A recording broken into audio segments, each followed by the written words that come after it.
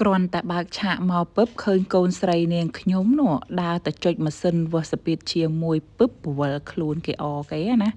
ហ្នឹងហើយគេស្វាគមន៍អ្នកជំងឺឲ្យតែអ្នកជំងឺណាតូចអីហ្នឹងគឺគេស្វាគមន៍មុនហើយ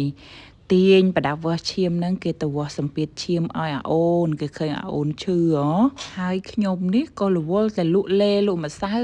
យអតិថិជនម្នាក់ទៀតឃើញម្ដាយរវល់ក៏ចាត់ចែងត្រួតពិនិត្យជំងឺមុនម្ដាយទៅមួយសន្ទុះក្រោយមកខ្ញុំក៏ចាប់ផ្ដើមរៀបចំសុលបញ្ចុះកដៅឲ្យអាអូនក្ដៅខ្លួន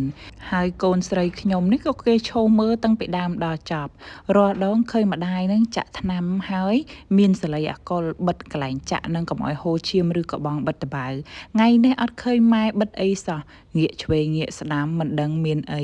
អាចទៅឃើញស្លាប់មន់គេនឹងទៅរើសស្លាប់មន់នឹងយោមញាត់គូតអូន